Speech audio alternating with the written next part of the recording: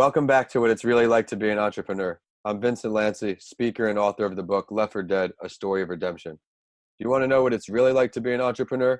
Well, you came to the right place. Whether you're already an entrepreneur or looking to start your journey tomorrow, or someone who needs a little extra motivation to get through the day, this is the perfect podcast for you. This is the place where you will learn exactly what it's like in the world of entrepreneurship and hear real-life, authentic stories of entrepreneurs grinding on each episode. My goal for this podcast is to help you realize that giving up is never an option. If you missed last week's episode, be sure to download it after you tune in today. Before I introduce my guests, I'll share an entrepreneurial story to inspire you all. This week, I want to look at the entrepreneurial path of Kat Cole. Her mother was a hard worker who found ways to feed the entire family on $10 per week while her father was an alcoholic. In high school, she took a job at Hooters to make ends meet. She had a goal to study engineering in college, but Hooters ended up being something way more than she ever anticipated. She was sent around the world by Hooters to open restaurants and became the vice president of Hooters at just 26 years old, all without an undergraduate degree.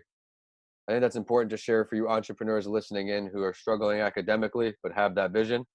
She went on to continue her professional path at Cinnabon and then was the youngest CEO to ever star in Undercover Boss.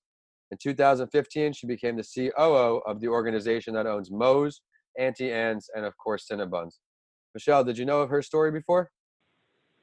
I actually didn't. When you sent me over Kat Cole's story, I was totally blown away by her work ethic and how, she's just an incredible businesswoman. So thank you for sharing that with me.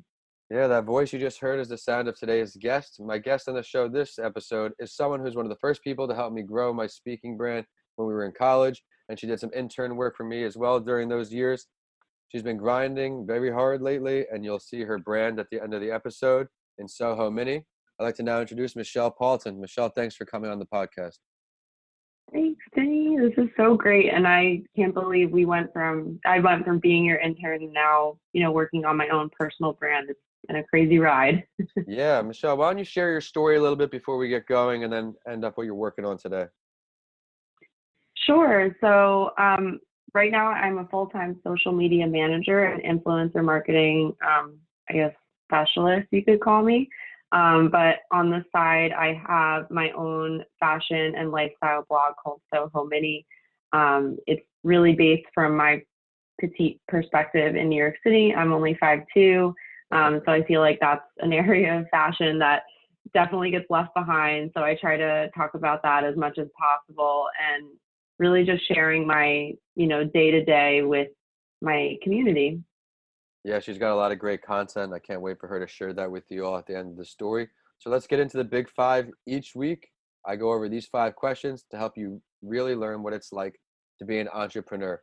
So Michelle, when did you realize that you weren't happy with what you were doing or the norm, or that you maybe just needed some kind of a change?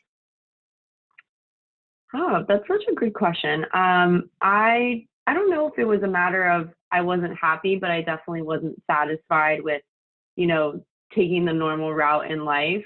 So I remember sitting actually at a coffee shop in Tampa. It's called Buddy Brew.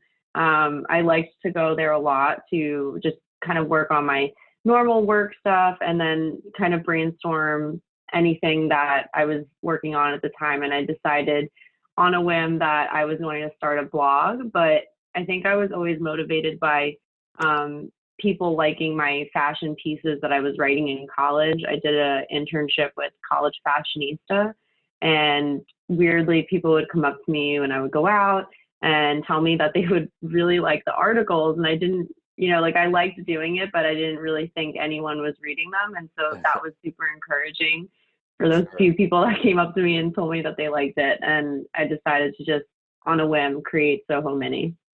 That's awesome. What would you say one of the 2 more difficult parts of being an entrepreneur are on your journey with Soho Mini? Oh, that's another good question. I'm sure all of these are going to be great questions. I know. Every episode, every entrepreneur on the show always offers. Sometimes they're the same, but they're always unique differences in that way. Right. Yeah. I mean, for me, I think the most difficult part is going to be, the motivation factor. There's really no rule book when you're an entrepreneur. Generally, I think people are becoming an entrepreneur because it hasn't existed before. You're starting, a new industry or a new product, a new niche, and there's really no like guidelines, and you have to create your own, and you have to constantly motivate yourself and tell yourself that, you might be the first person to do this, so it might feel like you're not getting anywhere, but looking back, you're probably making great strides. So I would definitely say motivating. It's hard. Yeah, I love how you say the no guideline. 'Cause that's true. There's no template for how you can run your own business. You gotta kind Right. of learn as you go sometimes. All right, so that's one. What's one more? What's one more difficult part you Oh, find? okay. I mean, I can, yeah, there's definitely, I would say another difficult thing for me is, I guess, like, kind of like going off of what I just said, just, deciding to look back and see what you have built up or done. A lot of the times you get so caught up in the day to day, you don't think you're making strides. You don't think, you're even on the path to success. And then you'll bump into someone and they'll take a look and tell you how great you're doing. So I think, cutting yourself some slack is definitely important, especially in this journey. You can, we tend to be so hard on ourselves. So I think just being empathetic towards yourself is something you're going to have to work on daily. And maybe that's like a meditation in the morning, or doing a workout and just giving yourself little breaks. It's important. Like we just spoke about before we started, being our own biggest self-critic. Mm-hmm. So what would you say one of your greatest failures is, Michelle, and what did it teach you? Hmm. I think like failure is obviously, as you've probably heard so many times, a huge part of this process. So I try to welcome it more than, look down on it. But again, like that takes a lot of time to get to that point, and I'm still not there. I'm still working on celebrating my failures. But I would say when I quit my first full-time job, I was working full-time in Tampa, and I felt really lost, and I didn't know what I wanted to do next. It was before I started my blog, and I felt like I had failed. We're so conditioned in college to think like you have to have a full-time job, and if you don't, you're just gonna be on a really hard path from there. And I don't think that's true. I think, at any point you can take your time, and, as long as you have a great support system, because I would have never made it, during that time without my family and my boyfriend, it would have been much harder. So I'm super thankful, but it definitely felt like at the time it was a failure moment, but it's actually when I really started leaning into this blog. So I'm thankful. Absolutely. I mean, I call it in my book, my Tampa family. When I went through my accident, all the people close to Hmm. me, I couldn't have really got as far, especially as quickly, without all of their help. Hmm. That's for sure. So good answer there. If you could choose to have a conversation and learn from any entrepreneur, dead or alive, who would it be? Why'd you pick that person? What are you guys talking about? Oh man. Um, Dead or alive. You know what? I think right now, I mean, this answer could totally change every day. It really depends on my mood. But right now, I would love to have a sit down conversation with Ava Chen. I'm sure my fashionistas that are listening probably know who she is. She's the head of fashion partnerships at Instagram. She really embodies, like, to me, what the best of both worlds are. She gets to work in social media for like the social media network, and she also gets to focus on what she loves, which is fashion. And she actually just came out with her own kids book called Juno Valentine, which I have not been able to read yet. I kind of actually really want to buy it just for myself, but it's incredible. To me, her journey is so incredible, and I love how authentic she is. I follow her on Instagram and watch all of her stories every day. And she's also a mom. So I don't know how she does it all, but I would love to have a conversation with her. And we would probably be talking about her latest fashion purchases, or like her favorite designers. I would love to know. That's awesome. Definitely right in your field.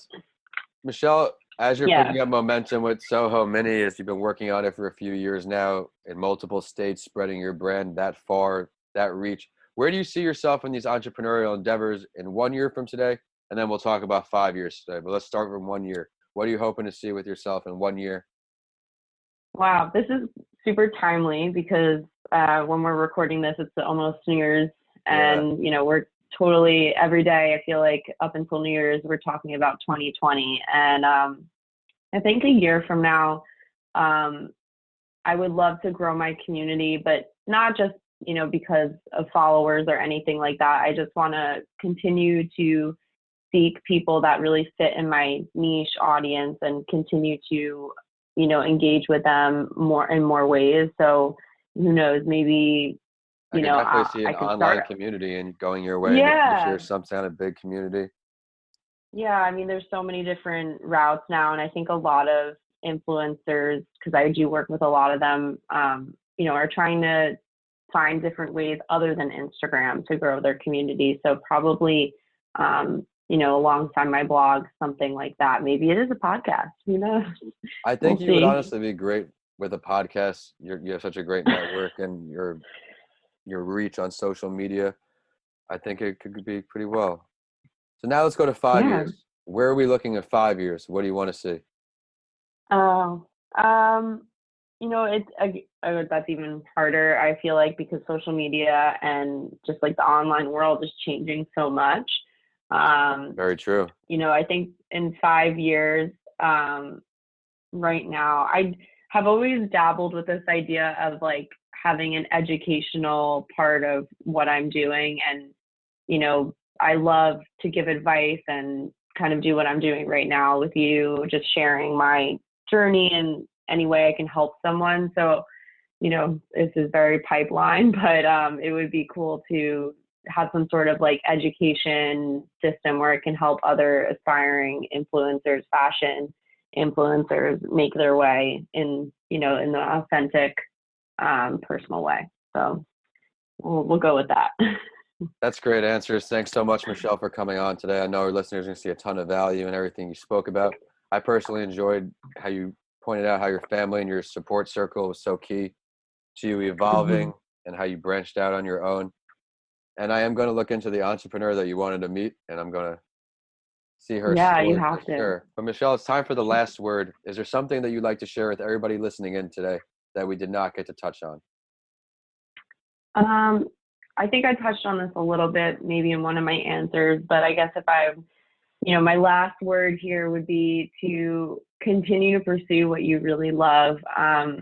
I know at times it seems like there might not be space for you and whatever that is, but trust me, there's always something that you can bring to the table. Recently I heard someone use the word oversaturated. I don't believe in that word. I think there's always going to be a way where you can contribute, your ideas, to what you really want to do in this life. So continue to pursue your dreams. That's a really good answer. Can you share your social media, website, or any ways for our listeners to use your services, follow your endeavors, all that good stuff? Of course. Yeah. So follow me on Instagram at Soho Mini. And then my blog is sohomini.com. So it's pretty simple. Yeah, thank you. Everybody listening in, you can follow the show on Instagram at Your Favorite Morning Podcast and on Twitter at Podcasts by Lanci. My handles on all social media and YouTube are at Vincent A. Lanci, and my website is vincentalanci.com. If you enjoyed today's episode, please continue listening and rate What It's Really Like to Be an Entrepreneur 5 stars. I work really hard to find value delivering stories for you on each episode. And as always, I'll end the show with a quote that inspired me, and I know it will for you too. Dream it, believe it, build it. Thanks for listening, and I'll see you all in the next episode of What It's Really Like to Be an Entrepreneur.